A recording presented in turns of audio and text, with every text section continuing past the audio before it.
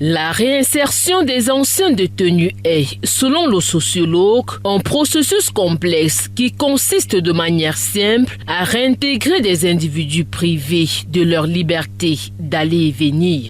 Donc le processus que nous jugeons de complexe visait justement à les ramener justement dans la société pour reprendre une vie normale. Ce processus, comme nous l'avons dit, est assez complexe parce que c'est un ensemble d'étapes qui doit jouer ce rôle ou alors permettre à l'individu qui a été désocialisé de se resocialiser pour pouvoir justement se réintégrer dans la société. Pour y parvenir, plusieurs étapes sont nécessaires afin de permettre à l'individu désocialisé de se resocialiser. Le sociologue précise que 4 phases sont essentielles pour tout détenu libéré. Le suivi psychologique dès le premier jour de la détention jusqu'à la sortie, la formation professionnelle, la réinsertion sociale et enfin l'accompagnement post-carcéral. La première étape du processus, c'est le suivi psychologique.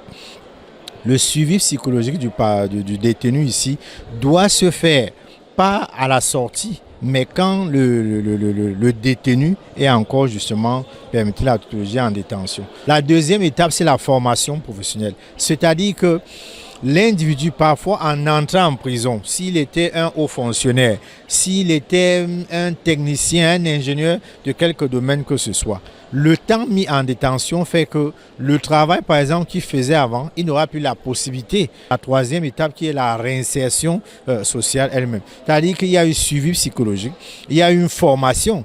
La quatrième étape, justement, c'est le soutien justement apporté à la réinsertion sociale. Parce qu'il faut le dire, quand vous êtes un ancien ministre, quand vous êtes un ancien directeur général, dans la plupart de ces cas, l'ancien ministre qui a été accusé par exemple de détournement des biens publics, il a été condamné, mais également, généralement, ils sont privés de l'essentiel de leurs biens pour payer leurs dettes à la société. Pour le psychologue, l'incarcération laisse des séquelles à 2 niveaux, psychologique et social. Au niveau psychologique, il est important, il est même urgent de préparer les prisonniers, les personnes incarcérées, avant de les libérer. Parce que la libération n'est pas seulement parce qu'on a purgé la peine, ou même parce qu'on a passé le temps qu'il fallait pour purger sa peine, non.